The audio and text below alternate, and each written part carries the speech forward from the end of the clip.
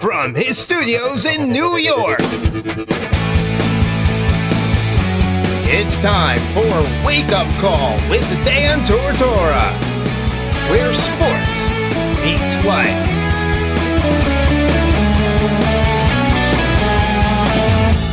Here's your host, Dan Tortora.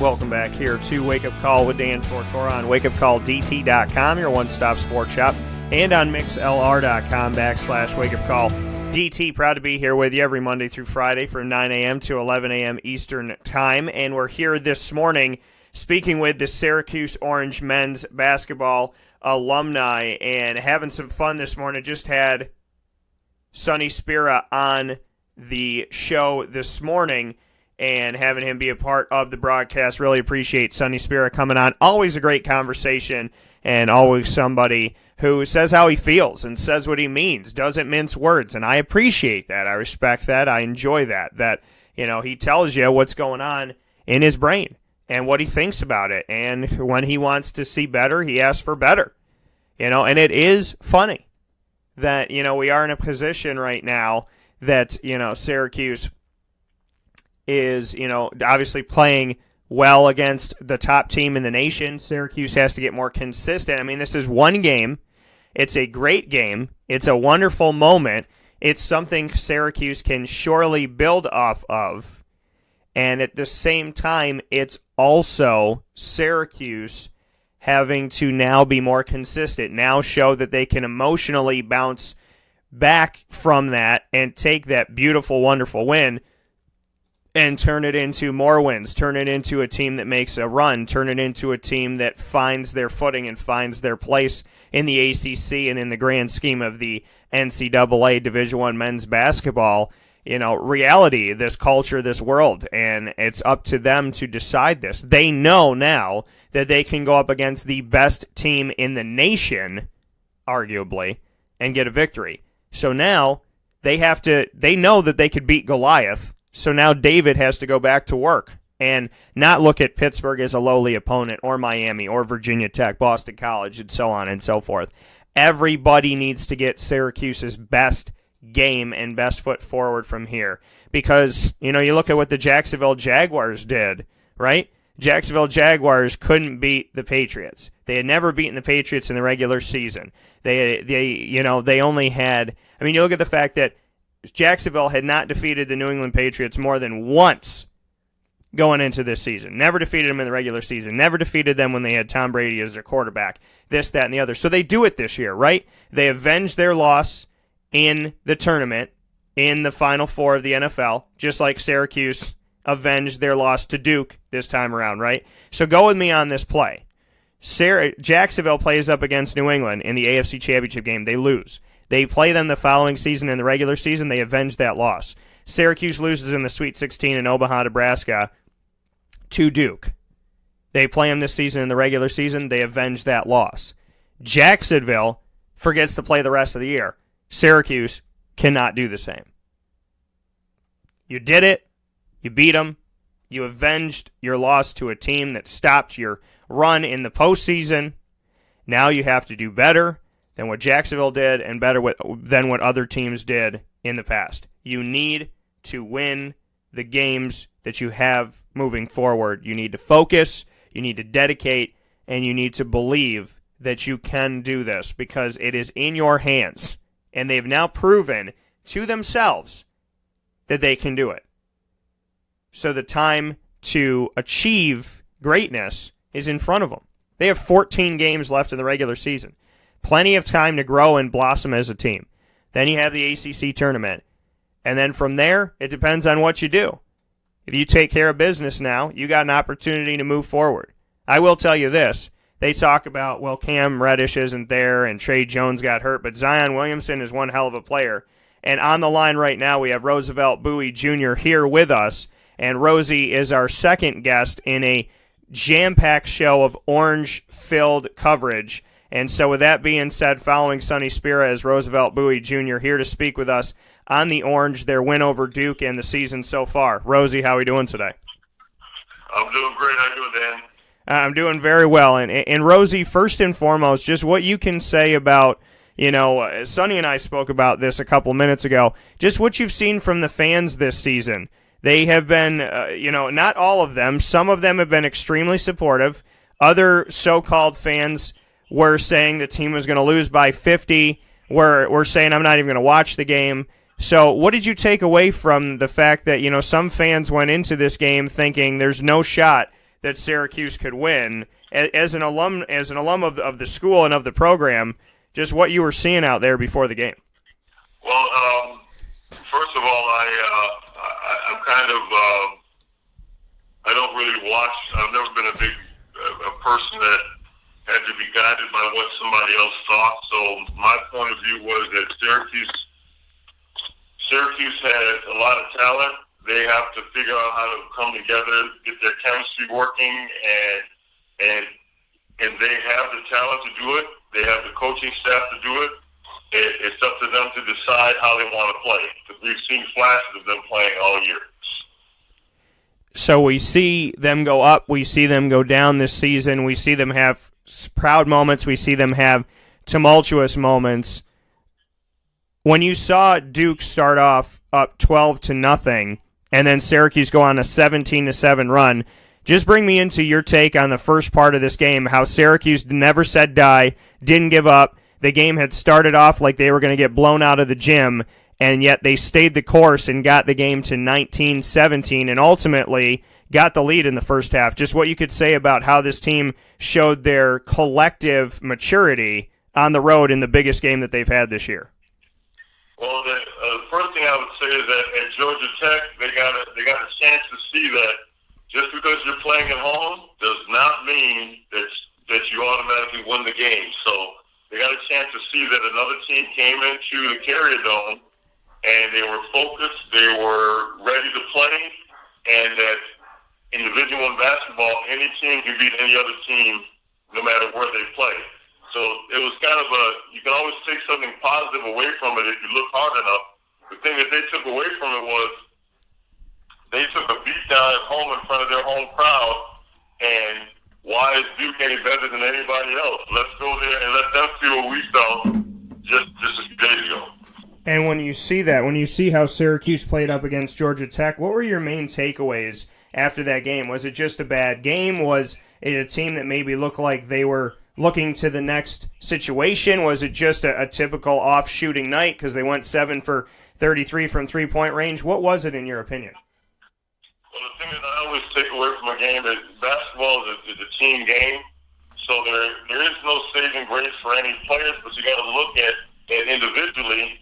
They were starting to come together. The problem that they were having was playing together as a team.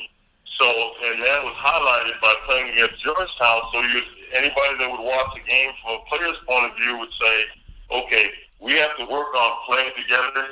We have to realize that we are a team. We aren't one player. And at any given moment during that game, what can each and every one of us do to help win this game? Going right down to the point where Merrick Doja stepped in front of a tractor trailer and took a charge, right down to Pascal Chukwu having a fantastic game of rebounding of 18 rebounds, a double-double, and then you had Ty Spattle shooting the ball. You had O'Shea Brissett playing tough on the inside, and you had Elijah Hughes that made probably one of the most incredible shots that I've seen in basketball today.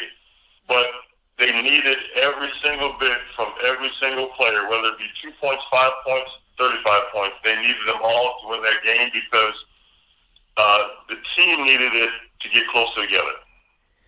Speaking here with Roosevelt Bouie Jr., Syracuse Orange men's basketball alum this morning on Wake Up Call with Dan Tortora. Zion Williamson, he reclassified so that he could be a part of this season with Duke. He has 35 points in the game. He plays all but 1 minute in the game, first half, second half, and overtime, all but 1 minute. He came out for a minute of the first half. Just what your thoughts are on Zion. I mean, this man is over 250 pounds. He's got muscle. He can shoot threes. He can bang you inside. He's going to get after it. He's extremely physical. What did you see from Zion Williamson, who without him, Duke loses this game by by a lot. So, Duke loses this game by 30 plus. So, what did you see from Zion in this game? Well, the thing that I always look at the most, if you were talking about playing tennis, I'll be on the same bandwagon with this particular player. But unfortunately, basketball isn't tennis, and Zion didn't have to play against one player. He had to play against Syracuse University. And so you never leave your teammate out there in the open. When he started, in the end, when he tried to get to the basket, there was double teaming, there was triple teaming. They just swarmed around him like gnats. And if there's no place for you to put the ball down, it becomes difficult. It took a while to get adjusted to it. He is a physical specimen, but always remember the team will beat the player all the time. And when you look at that, like you said, the team will beat the player all the time. Syracuse swarmed together and did some good things here. Tyus Battle obviously had himself a day in this game, and Elijah Hughes did a lot as well. O'Shea Brissett got involved. Frank Howard had a tremendous second half and overtime. Pascal Chukwu played his mind out in this game. So I want to get to each of these guys. Tyus Battle arguably had his best game of the season at Ohio State. And then he had his arguable best game of the season at home in a shot with under 6 seconds to play against Georgetown to beat the rival 72-71. And now, arguably, this is his best game that he's had 32 points in playing all 45 minutes of the game. So what can you say about Tyus Battle? Because he's gotten lost in some of these losses. He's gotten lost in some of these wins. You forget he's even out there. Yet, in these games that are Syracuse's quality wins of the season, that's when he plays his best basketball. What can you say about Tyus Battle at this point? Well, Tyus Battle, I've always felt that he needed to come back to Syracuse to round out his basketball ability. I've always felt that he is a top-notch player. I've always felt that he has to learn how to decide when it's his time in the game to take over. And the chemistry of this team is different than last year. So, it's just everybody getting used to playing with everybody, but he's a very important part of this team, and he's got to decide, because when he decides to score, he scores. So, at that point, it's up to him to see where he fits in with this team. This team looks up to him. They will do as he does. He basically, not only scoring-wise, psychologically, he carried this team on his back for a while, emotionally. And that's what they need out of him. That's what I like about him in his game. I didn't even really look at the points. I looked at the way that he supported and carried things when everybody was a little tight. He just came out and just carried them and let them know, like, hey, we can do this. We see what he's been able to do. Speaking here with Roosevelt Bouie Jr., speaking on Tyus, Tyus Battle we saw him in the tournament, saw him in the NCAA tournament last year, and putting the team on his back, the shots that he made, up against Michigan State, being there in Detroit and watching that game firsthand and seeing, the step-back jumper that he had. He had a bunch of step-back jumpers in this game, hands in the face, man on. He gets called for a charge. He comes right back down and makes the layup that he was trying to make before. We see sometimes that Tyus can do this, that he can put the team on his back like a backpack and carry them wherever he needs to carry them. And then other times it's, where is Tyus? Now, he scored in double figures 15 of the 17 games they've had so far. Sometimes it's 11, sometimes it's 20 plus. But where is Tyus in his consistency level? Where is he in your mind, Rosie? Because he is that player that is that clutch guy that plays really, really good basketball in the really, really important games, but then there's other moments where we're wondering what's going on with Tyus. So have you figured him out? Can you figure him out at this point, or is there still more left to be seen from Tyus Battle?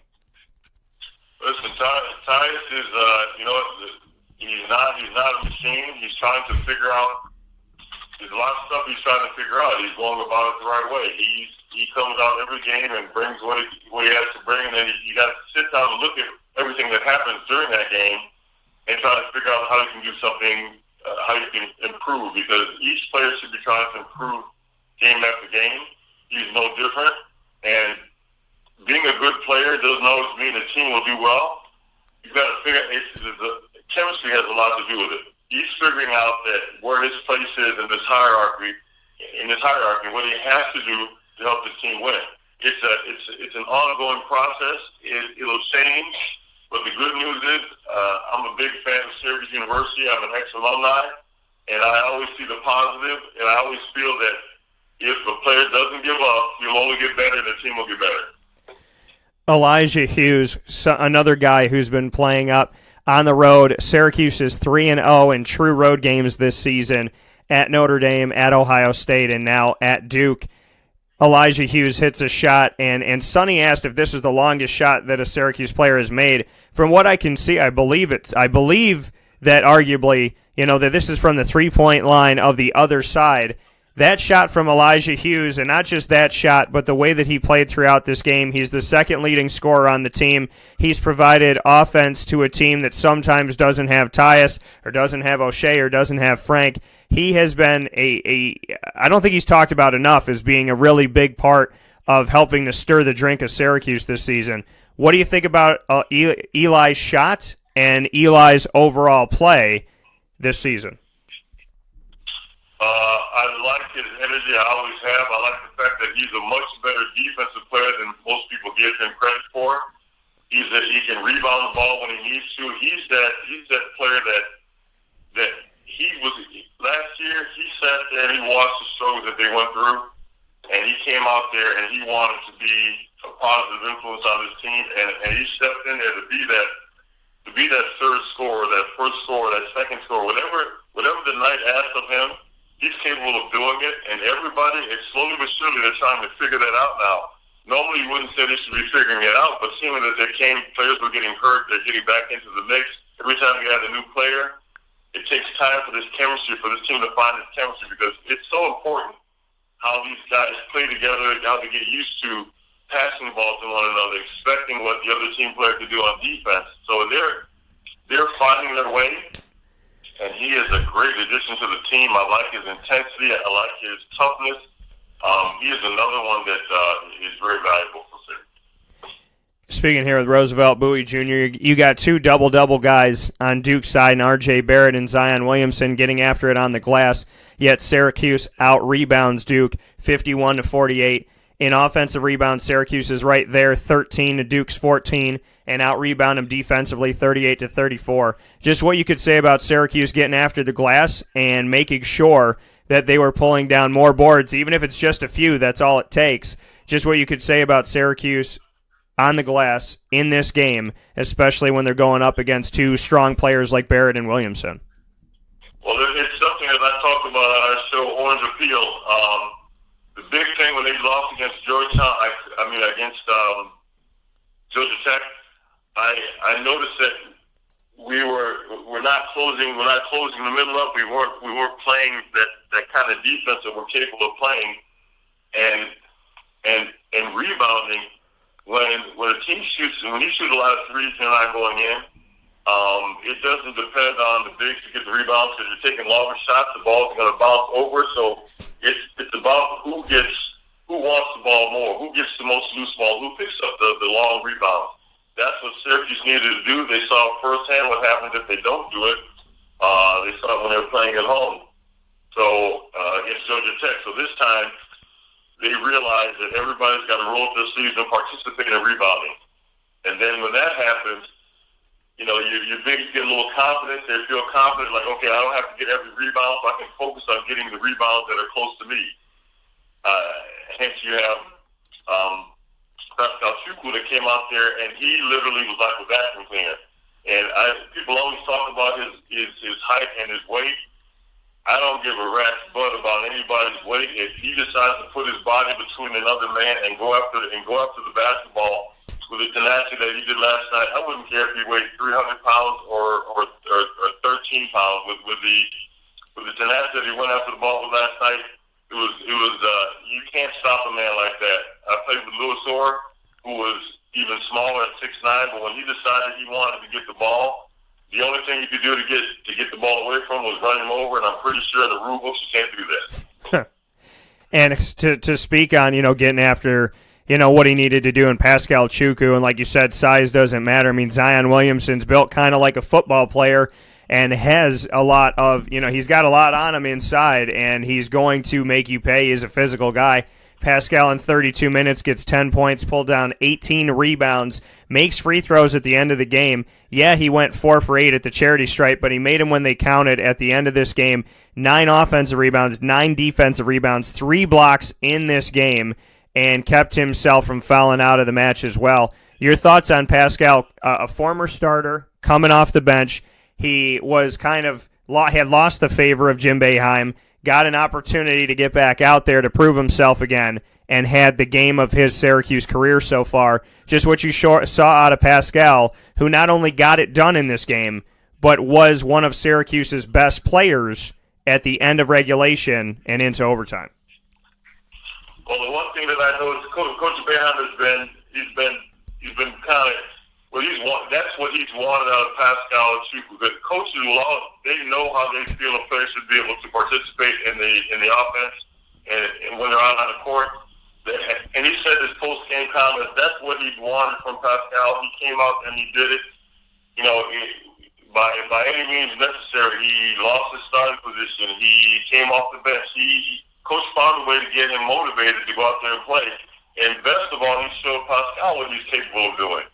See, the one thing that I think is amazing, once players realize their own capabilities, step back, because there's no stopping them. Once they have their confidence, once they see that the work that they put in is starting to pay off, they don't mind going out there and working even harder. I can guarantee those guys, when they hit the practice court for the next game, all the laughing and talking and having fun will be done, will be left in the locker room, and they will roll their sleeves up and sparks will be flying out there because they realize that to win games, this is how they have to play.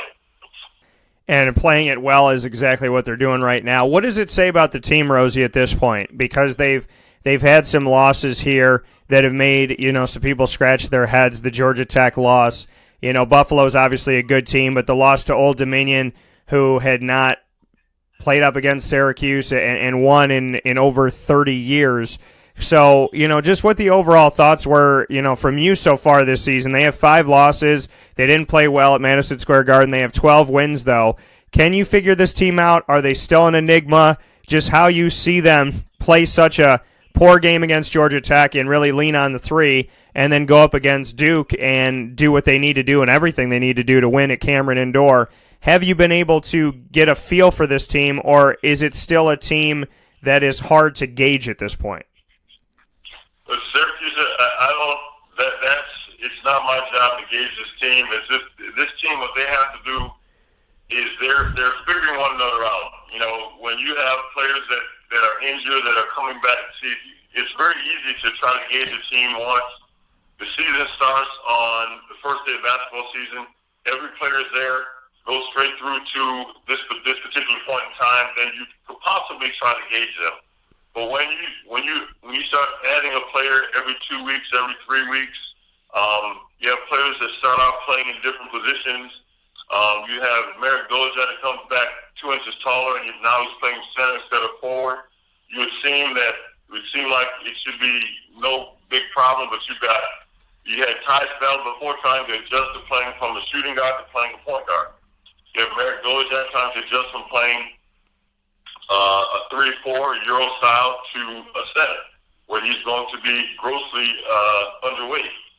These are all things that if one of them happens during a year, it takes a substantial amount of time to figure out. You have these things happening in the preseason, so the team is learning how to play with one another. But every time you add a new person to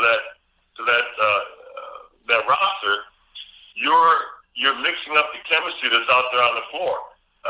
Naturally, Coach Boeheim is going to want to get the best out of everybody, and he's going to push them to get the best. But in order to get the best, they're going to have to figure out on the fly what everybody was doing.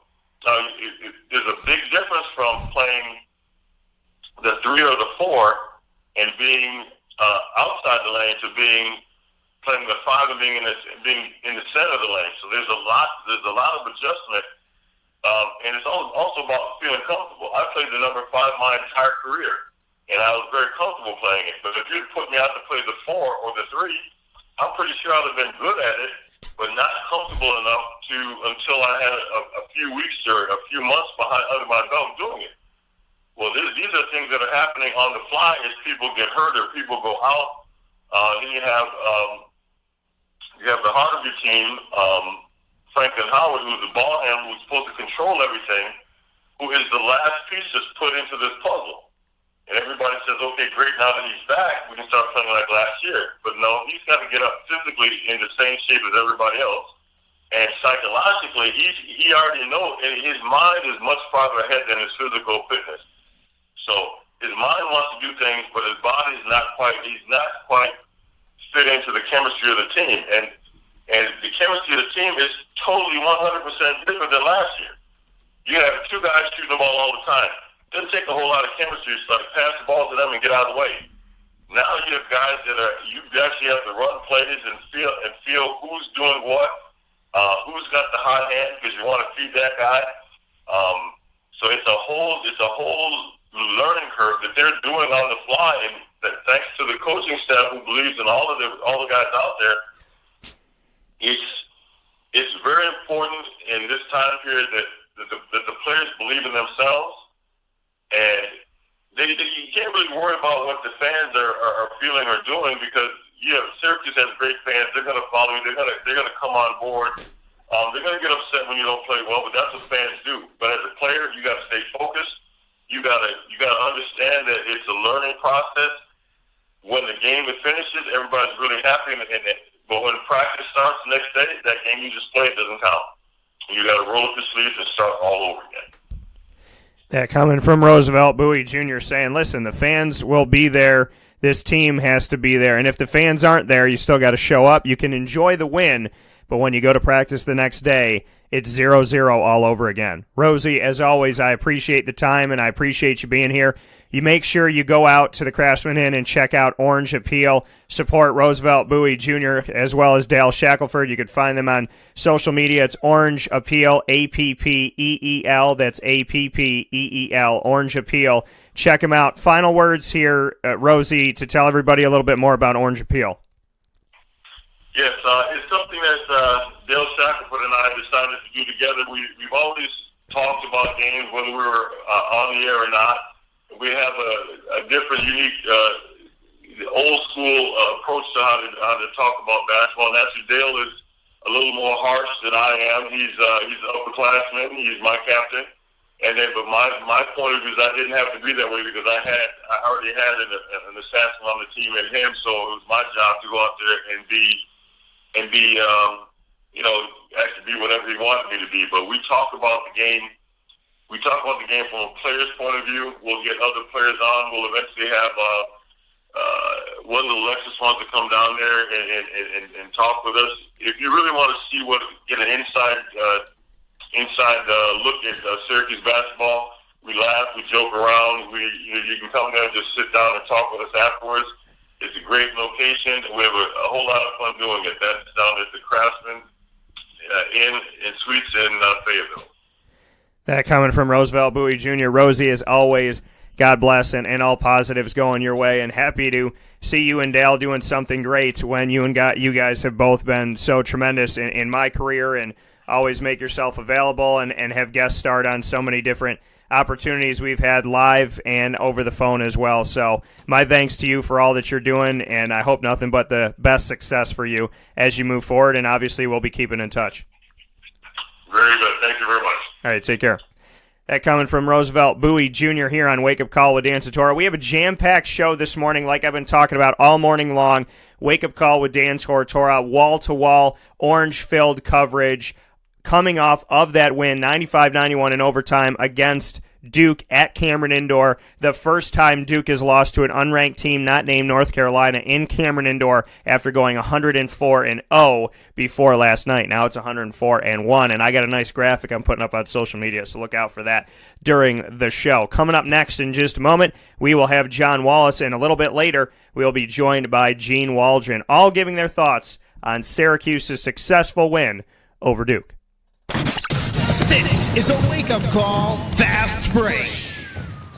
This is Jimmer Sikowski, owner-operator of Chick-fil-A Cicero, 7916 Brewerton Road in Cicero, right in front of the Home Depot. I had a deep feeling that God wanted me to do something bigger with my life and to help people, help others. I kept putting Chick-fil-A in my life, and I realized as I was going through the franchise selection process that positively impacting the lives of others was really core to what we do here at Chick-fil-A. First of all, it starts with the food. The food is brought in fresh daily. We bring in local produce. We prepare to order in the kitchen. We hand bread our chicken. We hand spin our milkshakes. It's great food. It doesn't taste like fast food. I think the second thing is the way people feel when they come in a Chick-fil-A restaurant. It's different. We try to treat people with intentional kindness here, which is very different and deeper than good customer service. And so I think it feels remarkable for most people to come in a Chick-fil-A restaurant. And then lastly, the impact that we try to have in the community is very different. It's a big part of the expectation of every operator of a Chick-fil-A restaurant is that they're actively engaged in their community, they're a leader in the community, and they're making a difference. When they realize that what we're striving to do is to shine a little light in their life, that's a very, very different experience than you will have in any other quick service restaurant. And it's that remarkable experience that I think people will emotionally connect with.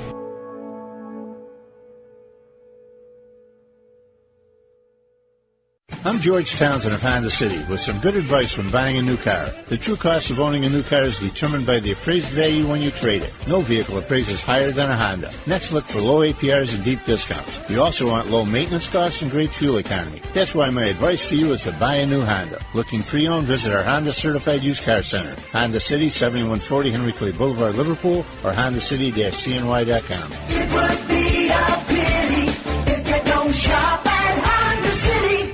For all of us that have always wanted our favorite restaurant to come to us, it's now a reality in Central New York with It's a Utica Thing, with Utica Pizza Company bringing their wonderful recipes that they've handed down through generations to you, to your event, to your business, to your home. It's a Utica Thing, proudly bringing Utica Pizza Company on wheels to your location. Call 315-738-8946. That's 315-738-8946 to bring Utica Pizza Company to your doorstep with It's a Utica Thing. Thank you so much for peeling back the orange with us here on Wake Up Call with Dan Tortora. Make sure you're listening to Wake Up Call with Dan Tortora every Monday through Friday from 9 a.m. to 11 a.m. Eastern Time on mixlr.com/wakeupcalldt. That's mix, L as in Larry, R as in Roger.com/wakeupcalldt. You can also listen on the homepage of wakeupcalldt.com live every Monday through Friday from 9 to 11 a.m. Eastern Time on any device that gets the internet. And, of course, you can go to wakeupcalldt.com for videos, the show archive, articles, and so much more right there in the homepage with plenty of quick links and information for you, as well as updated information and the links to the archive for Wake Up Call with Dan Tortora to listen on Spotify, Stitcher, YouTube, TuneIn, Podbean, the RSS feed, iTunes, and so much more. So make sure you check that out. And, of course, find us on Facebook at Wake Up Call DT, Twitter at Call DT, and Instagram at WakeUpCall_DT. God bless, and thank you so much once again for tuning in. We look forward to having your ears and appreciate your time always here on Wake Up Call with Dan Tortora.